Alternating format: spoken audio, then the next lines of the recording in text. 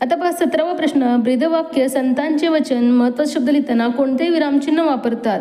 स्वल्पविराम, संयोग चिन्ह, एकेरी अवतरण का दुहेरी अवतरण चिन्ह? तर पहा विद्यार्थ्यांनो, या ठिकाणी आपण एकेरी अवतरण चिन्हांचा वापर करतो. एका जातीचे शब्द लागोपाठ आल्यावर आपण स्वल्पविरामाचा वापर करतो. दोन शब्द जोडण्यासाठी आपण संयोग चिन्हांचा वापर करतो आणि एखाद्या तोंडचे शब्द जसे तसे दाखवण्यासाठी आपण दुहेरी अवतरण चिन्ह वापरतो. पुढील प्रश्न, गंगा यमुना वाहणे या वाक्प्रचाराचा अर्थ आपल्याला सांगायचा आहे. नदीला पूर येणे, डोळ्यातून अश्रू वाहणे, भरपूर पाऊस पडणे का दुःख होणे? तर गंगा यमुना वाहणे वापराचा योग्य अर्थ आहे डोळ्यातून अश्रू वाहणे. पुढील प्रश्न, मोठे परिश्रम घेऊन तुलनेने अगदी अल्प यश मिळणे या अर्थासाठी योग्य म्हण आपल्याला शोधायचे. तर पहा या अर्थाची योग्य म्हण कोणती आहे? डोंगर पोखरून उंदीर काढणे. तर पहा इथे 4 नंबरचा पर्याय बरोबर असणार आहे. पहिला पर्याय पहा, उलट दिलेलं आहे, पोखरून उंदीर डोंगर काढणे हे चुकीचं आहे. त्यातून डोंगर पोखरून उंदीर काढणे हे योग्य असणार आहे. 4 नंबरचा पर्याय बरोबर आहे. त्यानंतर कालपैकी विरुद्ध शब्दाची बरोबर जोडी शोधायची आपल्याला. प्रगती विकास हे तर समानार्थी आहे. काळजी चिंता समान अर्थ आहे. काळा रंग, तर पहा रंगाचं नाव दिलेलं आहे. साम्य भेद, तर पहा हे आहे विरुद्ध शब्दाची योग्य जोडी, म्हणून याच पर्यायाला तुम्हाला गोल करायचे. त्यानंतर भारतातील सर्वोच्च शौर्य पुरस्कार कोणता? परमवीर चक्र, अशोक चक्र, भारतरत्न का शौर्यरत्न? शौर्य पुरस्कार आपल्याला विचारले आहे आणि ते सर्वोच्च आहे परमवीर चक्र. 1 नंबरचा पर्याय बरोबर आहे मुलांना. त्यानंतर चौकटीतील अक्षरापासून एक अर्थपूर्ण जोड शब्द तयार होतो. त्यातील पहिले अक्षर आपल्याला सांगायचं आहे. तर पहा कोणता शब्द तयार होतो इथे?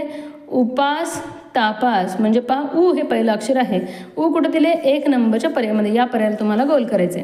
त्यानंतर पहा इथे कविता दिले, कवितेवर आधारित प्रश्न विचारले आपल्याला. कवितेत मुंग्यांच्या घराला काय म्हणले आहे? कवितेत विचारलं आपल्याला. पहा मुंग्यांचा बंगला, बंगला म्हटलेला आहे. 3 नंबरचा पर्याय बरोबर आहे. फुलाफुलांचे रंग कोण दाखवत फिरत आहे? फुलाफुलांचे रंग दाखवीत कोण फिरते? फुलपाखरू. मग पहा 4 नंबरचा पर्याय बरोबर आहे.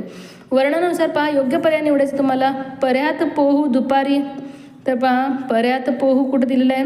उन्हात नाहू ऐन दुपारी पर्यात पोहू, म्हणजे पहा दुपारी पर्यात पोहू हे योग्य दिलेलं आहे. म्हणजे ही जोडी इथे योग्य असणार आहे. हेच आहे योग्य उत्तर.